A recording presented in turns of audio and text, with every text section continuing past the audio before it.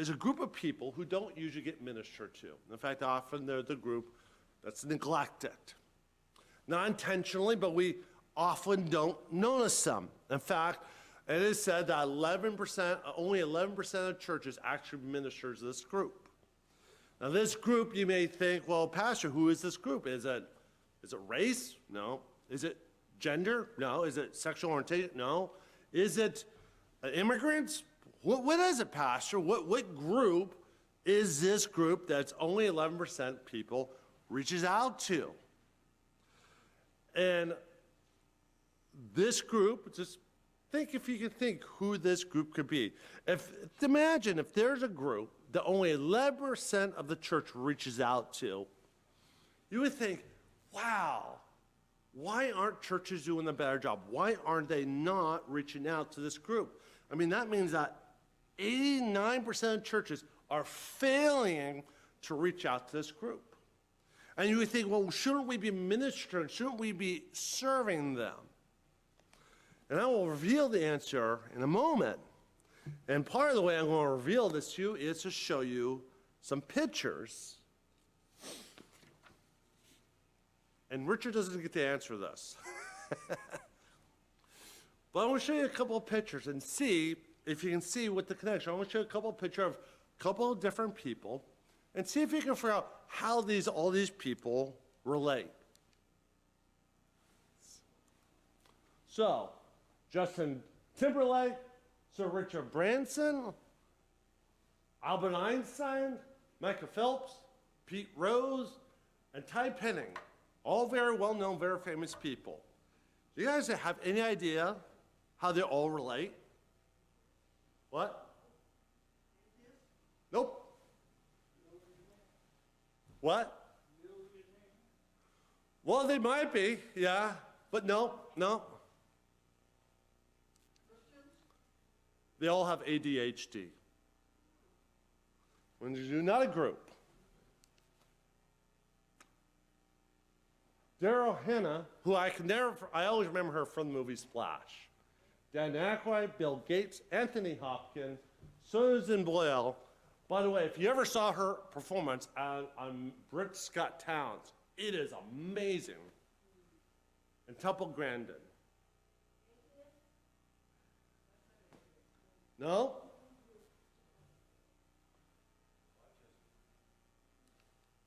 Autism.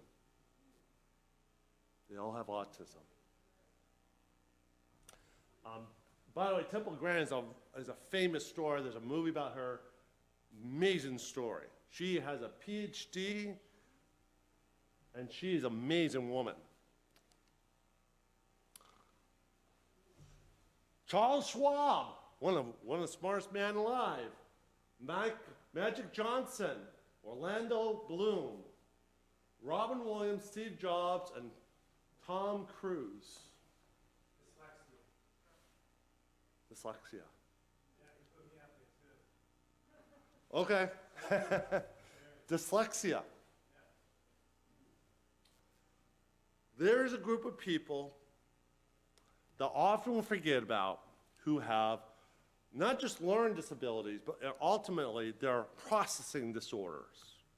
And then when they read or to interact or to get information, they don't get the information like other people.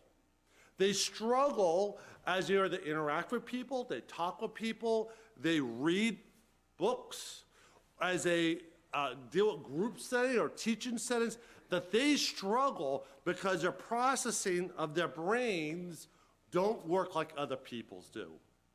In this particular group, often we ignore. In fact, we label them as dunce. We often say, why can't they control themselves? We like, could you just go over there? And often the people that you think are the problem children, the people who are the class clowns, are these people. They have problems. Now, as you see, they can, if they work hard, they can be successful. But they struggle with this. And so today I want to look over this particular problem, because as a church, we need to reach out to people with learning disabilities or processing disorders because they are an important part. And I'll mention it now. I was going to say it for later, but I'll mention this now. About 20% of the population has processing disorders. 20%. That's a phenomenal number. Not only that, about 1 in 5 people have a processing disorder to one degree or another, which means there's several of you, there's one, that has these problems that often we ignore or we try to deal with, and that this is something we really need to reach out to. So, we're going to look at just a few things. First, a biblical foundation, the truth of the learning about disabilities or processing issues, and how we should respond. How should we respond to this? Because we need to understand, as church, as believers, how should we approach this problem? And by the way, there's a lot of bad stuff out there. And if you're a parent or you know someone who is, you know how bad this can be and how unkind people can be. Now, before let me get started, let me say this. This is a very close and personal subject for me because my son Joshua has ADHD and a slight case of autism. And it's affected me and Annette. And it's very frustrating because not everyone understands. Not everyone gets it. And it hurts. It really hurts because this is a person you love and care dearly about, but people just don't get it. And often they say, it's your fault. And it breaks your heart, and they have no idea how hard you are working for them. So let me first look at a story on John, and as I was thinking, well, clearly there's no specific story in the Bible about this because they didn't know it was a thing. But there's a story that relates. So in John 9, 1, 2, 3, it has this story. And you guys are very familiar with it. It says, as he was passing by, he saw a man blind from birth. And his disciples asked him, saying, Rabbi, who sinned, this man or his parents, that he would be born blind? And Jesus answered, neither this man nor his parents sinned, but this was so that the works of God might be manifested in him. You see, during this time, the biblical time, when someone would be born blind or someone was born with a disability, like us today, they said, well, what's the cause? Who's to blame? Someone must have done something wrong. And they want to find someone to point a finger at. There's got to be someone, something to blame. Isn't that true when you turn on the news? We're always, who's to blame? Who's at fault? And sometimes it's no one. And we don't like that answer. We want to find something to blame. So they said, it must be his parents must have sinned. His parents sinned, and that's why he's born blind, because God is pushing the child for the sin of the parents. How awful. How cruel do you have to be to blame the parents for this child being born blind and say God is so mean to make this child born blind because of the sin of the parents? But it was even worse because they said, well, maybe it's not the parents. Maybe the child in utero, when it was in their mother's womb, sinned in the womb, and the child is to blame. We don't do that, right? There's this Nick Valinsky, I can't say his name right. He has no arms, no hand, in his book is no arms, no hands, no problem. He wondered the same thing. And there was people in his church that said that about his parents and about him. Broke his heart. And there was a time when all he wanted to do was drown himself in a tub. It was only by the grace of God that he did it, and he has since done amazing things sharing his story. But often we're looking for someone to blame. The same thing is with ADHD, dyslexia, autism, learning disabilities. There has to be someone to blame. We'll blame the parents, vaccines, whatever. We're looking for someone must have did something wrong, and you have no idea what that does to the parents and grandparents as you say, it must have been your fault. It breaks a parent's heart. And they do personalize. They said, maybe I did do something wrong. Maybe I did hurt my child. Maybe it's all my fault. Can you imagine internalizing all that pain and suffering? And I guarantee you, and even worse yet, I've heard online pastors say, well, the child has a demon. That's why it happened. The child needs to be exercised, and then the demon will go free. Or they say the child just needs to pull them up by their own bootstraps, then they'll be better. You have no idea how hard that child's working. You have no idea how those parents are working or guardians. They're giving all that they have for this child. And often our society just wants to find something to blame.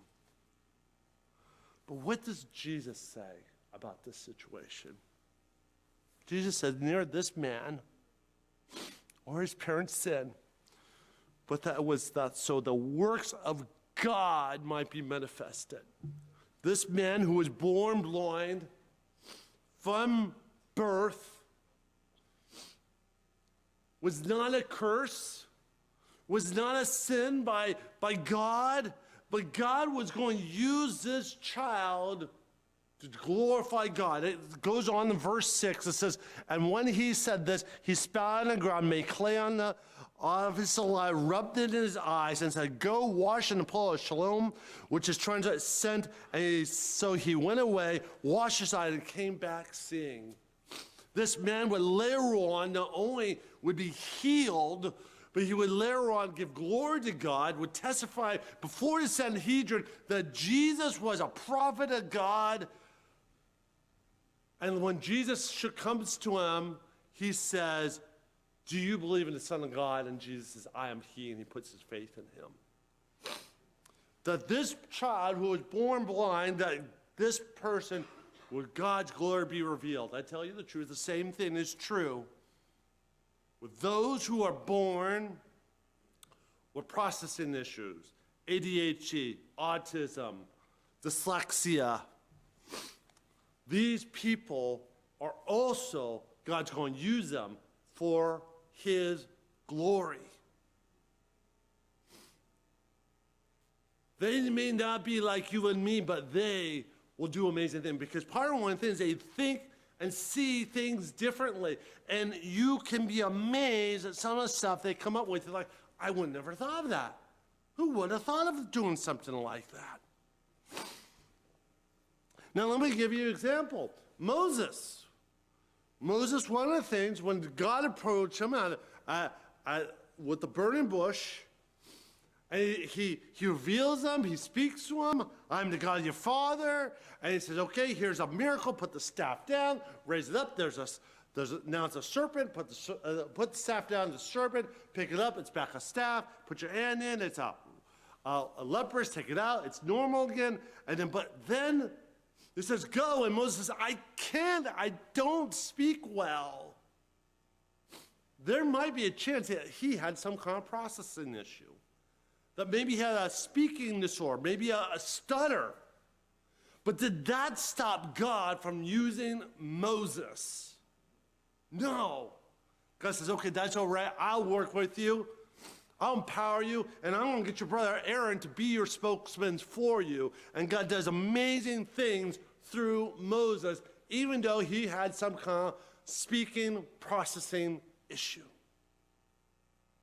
Let me go on a little further. This one is a little harder to prove, but I think there's two people, when I think of ADHD, there's two people in my Bible that springs to my head. One from the old, one from the new. First one, Samson. Samson, if you look at his life, and if you ever thought about, man, he does some random stuff and really impulsive stuff. I mean, he marries on a whim Gentile women that, like, why did you choose them? And not only that, but he doesn't really get that these are not good women. In fact, when they betray him and they say, oh, tell me your secrets, he just gives away. He doesn't understand, which is clear, processing issue. He doesn't pick up the idea that these women are not people he should be trusting. That's a typical processing disorder. Not only that, but he's so quick for justice. Have you noticed that as soon as he does wrong, he acts and reacts quickly? And he does, and he's like, how am I going to kill these Philistines this time? There's a jawbone down there. Who would have us would have said, I don't want to use a sword. I'm not going to use my fist. I want to use a jaw of a donkey. And he kills them all. I mean, he is quick to act, quick to add judgment. And he's also not always thinking straight. In fact, I was thinking about how he hyper-focuses on this lion that he kills, and then there's honey in it, and then he makes a poem about the riddle about this honey, and he questions people with this riddle. It's like, Samson, can't you get over this lion, the honey? But he's like fixated on this. He won't let it go. Now, I can't prove yet he had it, but there's clear signs that he is a little off. But there's another person in the Bible. Again, I can't prove it, but I think you can make a case for it. And in fact, when I mentioned this to Rose Richard, and I was talking to Annette, I said, you know who I think has ADHD? I mentioned the Samson one, and before I even got the second one, they already told me what it was. You know who in the New Testament might be a little impulsive at time? Peter. Always, man, half of the time, he has his foot in his mouth. Half of the time, he's doing stuff without reason. I mean, what person in the storm of the water, they see Jesus come walk in the water, who of us first saw this? Jesus, can I walk out to you? Yeah, Richard. Point in case. He does that. No one else, no right person, right mind says, hey, that sounds like fun, let's do that. He's also the one that when he sees a resurrected Lord on the beach, he doesn't act like the other disciples say, hey, let's take the boat back in. Peter's like, forget the boat, I want to dive in. A little impulsive. He's the one who's quick to say, when Jesus reveals himself to be the Son of God, that he's going to die on the cross for our sin, he's the one. Who of us would be the one who could rebuke Jesus? I wouldn't. But someone who has ADHD might. Because their brain has left them. They're like, whoa, that can't happen. He's the one on the Mount of Transfiguration where you have the Shekinah glory of God speaking to him, and you have Jesus and a Moses, Elijah. Moses will be bowing down and worship and adoration. Peter's the one who says, whoa, let's build 3 tabernacles. You're like, where'd that come from? Throughout Peter's life, he's this impulsive person. And I think there's a good case to say that maybe Peter and Samson had ADHD. Again, I cannot prove it.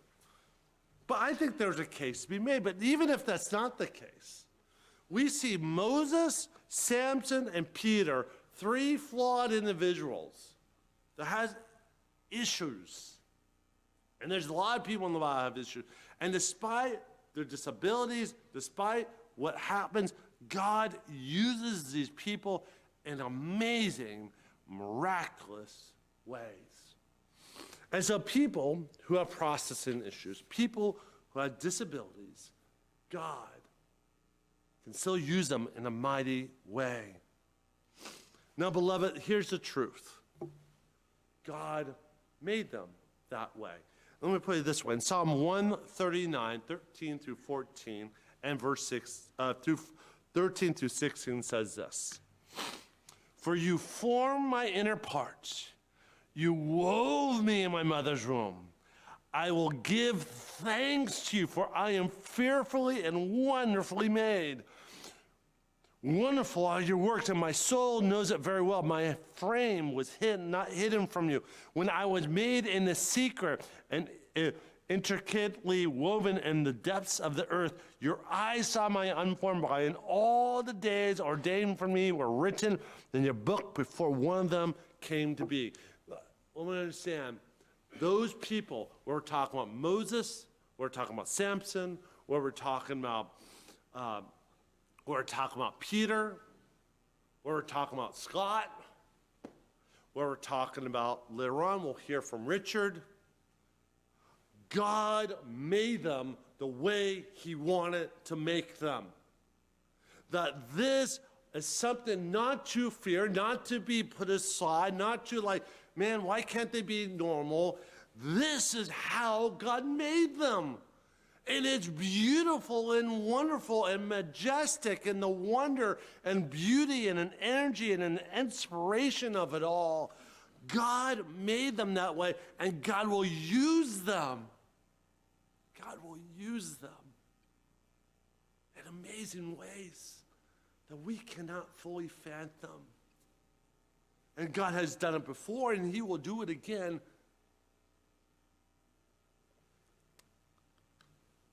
Now, this is how I want you to understand as we come around this idea of processing learning disabilities, of this wonderful thing that God has done. That's what I want you to think about. God has done a wonderful thing. Now, the truth, I want to now hit a couple of truths that, and maybe clear up some misunderstandings. There's some truths about learning disabilities or processing issues that many of us do not understand. And so the first one is, the first thing you need to understand that ADHD, autism, and dyslexia are real. Despite what some people may say, is, oh, they're just made up. Oh, you just need to tell your kids to grow up, or stop giving them sugar or TV or whatever. And you say, no, this is not really a problem. This is really a parent problem. No, this is a real thing. People have really struggled in this area. And as I've already said, 20% of you all struggle with this. 1 in 5 of you struggle with this. And if you've ever wondered, why do I struggle with reading the Bible? Why does it seem like other people get it and I don't? Why do I struggle here? There's a good chance you have a learning disability. And by the way, this is not a new thing. We've known this since the 60s, these are true. And as you saw us on the people, we're talking about Bill Gates, where we're talking about the guy who found out Albert Einstein and others, that these are real things that have been true forever. We may not know how to document it. We didn't know what it was. It is now that we're becoming more and more understanding of what it is. And so it is a real condition. Second thing we need to understand is bad parenting is not the cause of it. It's genetic. It's not the parent's fault.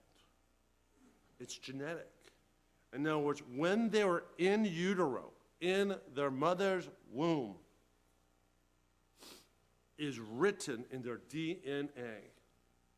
So I don't want to hear another person talk about vaccines. We know that's not the problem, and I hope I never hear it again.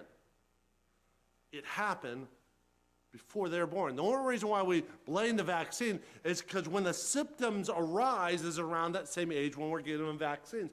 But it was already there. And we can look at their brains, and their brains are mapped differently. And by the way, because it's genetic, it most likely got it from either their parents, or both, one parent or both parents. It's genetic. And so it is a real thing that has a biological signature. And by the way, we know it's not environment, food, or home life. And the way we know this is we have what are called twin studies, where two children who have the same home, same food, same lifestyle, and one has a disability and the other one doesn't.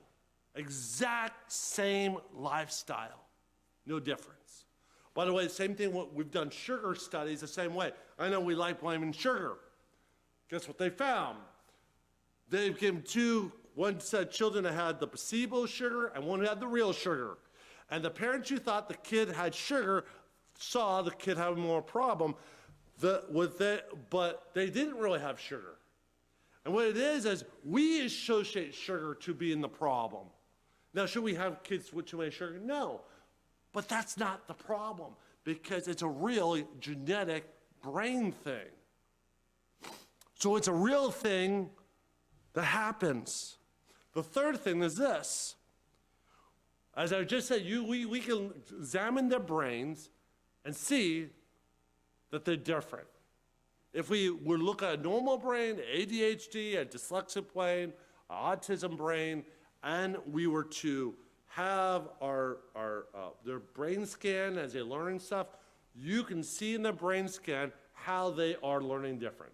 And let me give you an example of ADHD, since my son struggles with this. The part of the brain that, there's a part of your brain that says, wait, stop, maybe you shouldn't do this. Maybe you should not get up in the middle of class and go run. Maybe you shouldn't run and go grab that cake. Maybe I should sit still. That's part of your prefrontal cortex. And kids who have ADHD, that part of their brain is sleepy. I think you thought it was going to be more active. No, it's sleepy. The part that tells them stop is asleep. And so when they go to say, hey, I should go stop it, their prefrontal cortex that would normally stop them doesn't stop them. And so that's why one of the medications that sometimes they give is to help wake that up. Other medication gives help to calm them down. And it depends on each person. But it's because the brain works different than you or mine. That's why they have this problem. Now, let's go on to the third thing, or the fourth thing. People with ADHD, autism, dyslexia do not all look the same. And there's one person, you say, oh, that's what dyslexia looks like, or that's what autism looks like. And you go over here and like, wait a minute, but why is that person who has autism different than that one? Or why does that one have ADHD? And I do this and this works with them, but for this person, it doesn't work at all. Guess what? They're different people. They're different people. And it manifests it differently. In fact, for example, boys and girls with ADHD are completely different. Most boys, they figure it out around 6 or 8. Why? All that hyperactivity that can't sit still. And they usually identify that in boys real quick. Well, recently, the forgotten females, we just recently have, they do have it as well. Except it usually manifests itself in their teen years. As they're going through the change of life and as they're all these hormones, that's when it pops up. And it's different than boys from girls. And same with all these. So you cannot say, oh, this is this person, therefore that's true for them. It's not. Everyone is different. Fifth, treatment. Treatment is different from everyone. Some people need medication. Some people need medication. And some people use, some of you may struggle at why you're giving these drugs to kids. That's wrong, some of you may say. But you wouldn't deny someone a pair of glasses, would you? You wouldn't deny someone a wheelchair if they needed it. But for some reason, we say, you can't pump those kids with this medication because it's going to do them harm. But what you don't know, to deny that is to cause more harm. And there's been several stories I heard time and time again where they didn't have medication, and then they finally became adult, they finally had medication, and they said, praise the Lord, why didn't someone give it to me sooner? I can think straight, I can learn, I have a little more self-control. It is a blessing to them. Trust me, there's some of them who need medication. Now, some of them don't. I know my nephews, one of my nephews has ADHD, and just having a cup of coffee for him works. That's enough stimulation that wakes up his prefrontal cortex where it's good enough. Some people, they just need a system of routines. Each kid is different, but they all need treatment, and it looks differently. And the whole point of the treatment, the whole point of the medication, the whole point of their diet or whatever is to empower them to succeed. And you need to understand that, because there's a lot of people who said, and I could not believe, I heard his pastor, he said, oh, you parents are just not parenting hard enough, and here, let me give you the few verses to tell you it's about self-control and to help them not be lazy, and just judging these parents. And what he didn't know is these people need real help. And so they may need medication, they may need treatment, they may need therapy. Joshua goes to 3 therapies to help him. 3. OT, speech therapy, and, oh shoot, I forgot what the third one is. What? PT, thank you. PT, thank you. He goes to 3 different ones, and he's getting better. But we do it to empower him to succeed. 7th, in most cases, the parents are working their darndest. You have no idea how hard they are working. And if you think the child is a handful, and don't, I know they are. I know they are. Imagine being that parent 24/7. It is exhausting. They are tired. And then most parents are giving their darndest. Are there some that use it as an excuse? Yes. But most of the case, they are working hard for that child. 8th, you never grow out of it. This is a huge misconception that Richard has heard. And I've heard it too. Oh, one of these days your child will grow out of it. As if it is a behavior problem. It's not a behavior problem. It's a brain thing. The brain is never going to change. They may gain a little more self-control. Now, I want you to understand a little bit also. This is a great example that someone gave. So let's say you have ADHD as a symptom, as a problem. Take their age and subtract it by 3. So if they're 6, they operate as a 3-year-old. When they're 9, they'll operate more like a 6-year-old.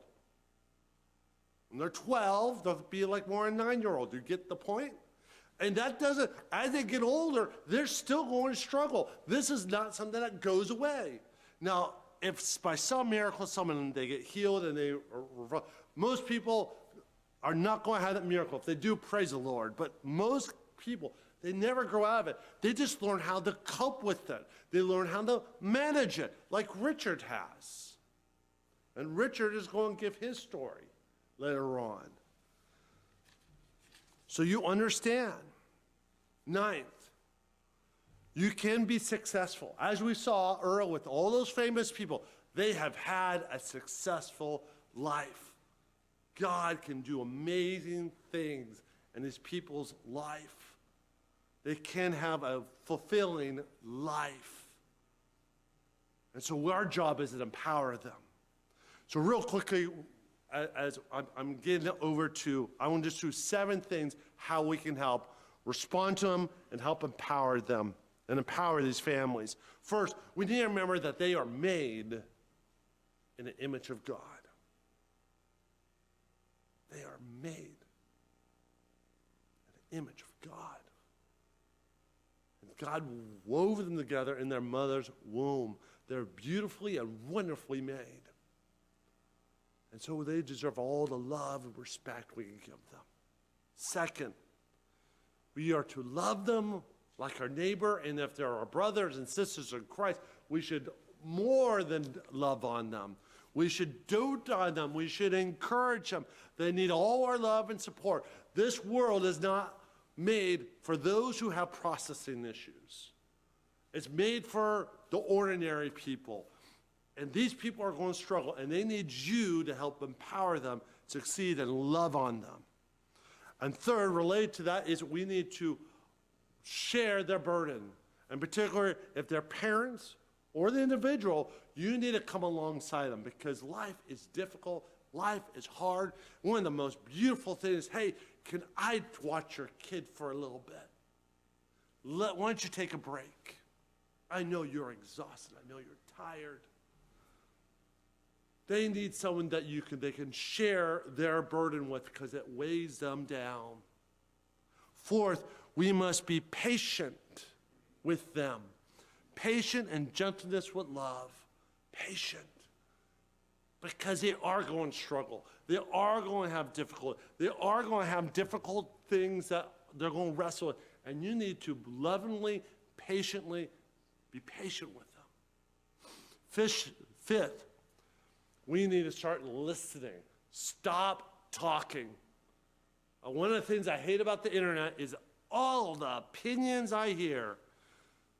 Now, it's been common to say, God gave you one mouth and 2 ears. So you listen twice as much as you speak. One of the things these parents, these kids, and these adults need you to do is to shut up and listen to their story, which is why I'm going to have Richard come up in a moment. Because we need to listen to what their struggle is and the difficulties of life and how we can minister to them. 6, and this is something me and Richard have been talking about, the church needs to be a friendly place with people who have disabilities, either processing disabilities or physical disabilities, but we need to create a friendly space for these kids so they can see, or adults, because there's some adults who have issues. And later on, Richard's going to be presenting to the elders and trustees an idea that he is working on. 7th, and finally, and the most important, the number one thing they just need is for you to pray for them. They need your prayer. They need your support. It is hard. They need, one of the things me and that pray always for, God give us the wisdom, the strength, and the energy for another day. Help us empower Joshua to succeed and be an amazing man and the God we know he can be. And we need that kind of prayer for us, and other families need that prayer. And so you need to be that for families. Let me finish up with this final saying before I have Richard come up. May we be an understanding church that loves, support, and encourage people with learning disabilities and helping empower them succeed. Let me pray real quick, and then Richard, go ahead and come on up as I'm doing this. Dear Heavenly Father, I thank you for this time as we've gone over learning and processing disorders. Lord, I pray that you've been blessed through it. And may we realize that one of the people you died for on the cross are people with learning and processing issues, that they were equally saved by your blood on the cross, and that they're equal members at the table of God that receive communion with them. Lord, help us to better understand them, listen to them, empower them, to encourage them, to help them succeed in life. May we be a family of God that takes care of those with processing, learning disabilities. In Jesus' name, amen. Richard, would you come and share your story?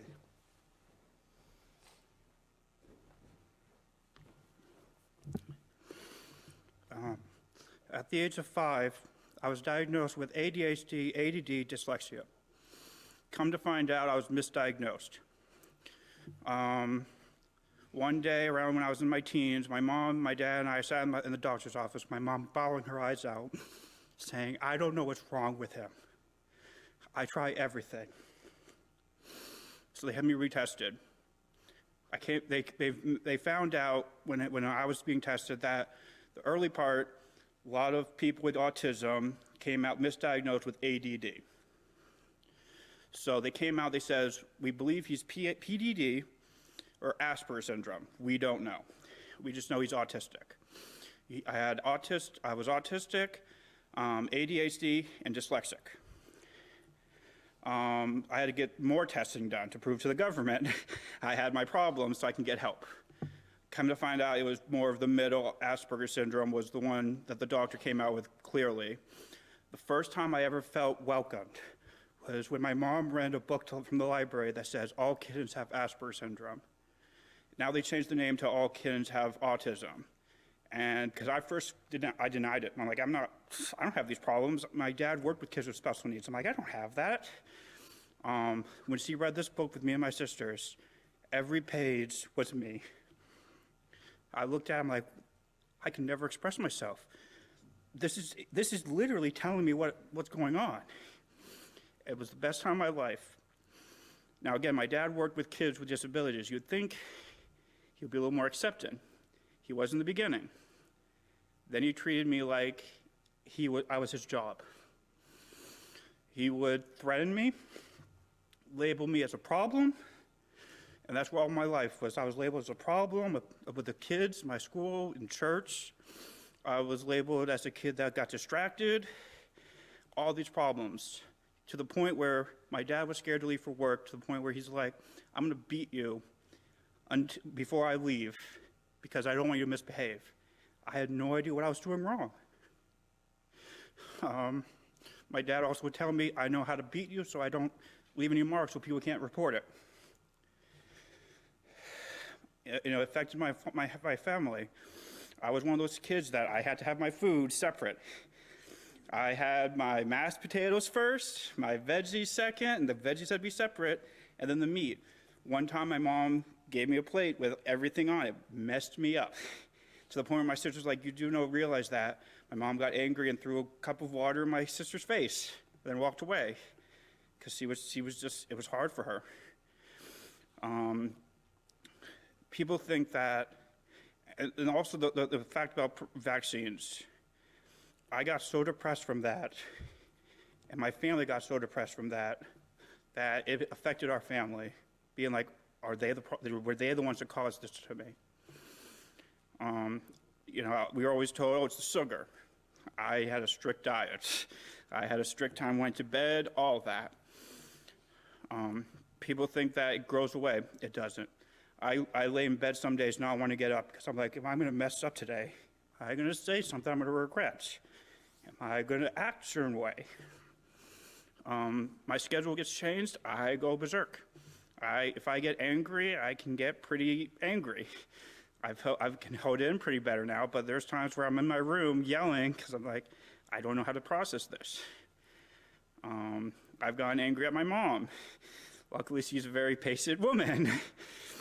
And I just be like, I gotta go away. I gotta go in my room. I have to have my safe space. If my work schedule changes, I go like, okay, what the heck am I supposed to do? I don't understand time management that well. Finances, all that stuff. It doesn't go away. Sometimes I wish certain things went away and certain things stayed, because there are pros to autism. We're more compassionate. We're more understanding. I've had kids when I worked at Living Waters like, these kids are trouble kids. I'm not going to look at them that way. I'm going to look at them as they're They might have some problems they have at home. They gotta be listened to. Most people would be like, no. I've had people tell me, you seem normal. And I'm like, well, thank you, but I'm not. You don't know what's going on in my brain. When my dad told me the news, of course, he had to tell me at 11 o'clock at night, and I was already asleep. He told me, he set a diagram of a brain, and he says, you know, your electrons can't go where it needs to go. It has to find different ways, and you have to work to get it. And it's hard. It is very hard. A lot of stuff I don't want to do, and I have to force myself. I have to force myself to leave the house. Because of other stuff, because of autism and ADHD, I have not diagnosed, I have depression, I have anxiety. I've had people come to me and say, you probably have PTSD from all the stuff that happened at my home with my disabilities. All I can say is, people with autism, we want to be heard, we want to be loved, and we want to be accepted. The same for the families. They want to be heard, they want to be loved, and they want to be accepted. The fact, and like I said, last week, when I got that article that Pastor said some of the statistics, I was upset. Only 11% of churches would accept me. And some people might be like, well, you seem normal enough to be accepted. No, if I see another autistic family being not treated right, I don't want to stay there. Because the way that they treat them is pretty much saying, this is how we're going to treat you. So I beg people, be careful when you post stuff about these disabilities, about the causes, because it does affect. My family's dealt with depression from these posts, from these stuff. I've dealt with severe depression. I actually messaged Pastor once recently because a friend of mine came out and started saying autism is brought in by vaccines. I said, that's not true. I've read the research, I've done the research, it's not. And he's like, hear me good and hear me real. It is. And we messaged back and forth, and I had a moment of doubt. I said, Pastor, am I just a problem? Am I an accident? You know, all we want to do is be heard. Don't come and say, this is how you should fix yourself, unless you know the person. All we want to do is be able to talk to people. And I'm so proud, because Pastor was bringing this up, I'm so proud to say that there's 2 translations now that finally has a dyslexic Bible. It took us, as Pastor said, from the 60s we've known about dyslexia and all these things, and we're just now bringing in translations for people with dyslexia. Please don't let us go back to the old times. The reason why the numbers are so low is because a long time ago, people like me would be put into hospitals. They would be euthanized. They would be experimented on to the point where they almost get killed. That's why a lot of people hid them, because they didn't want to be that person that was going to be mistreated and misjudged. The IQ test came out for people like me to figure out who has problems. Some of the most brilliant people have the lowest IQ score, and yet they have PhDs and teaching in the biggest schools in the world. Let us look at the good. Let's move on to being the 11% to work with families and to be the change and not the problem. I think that's be it.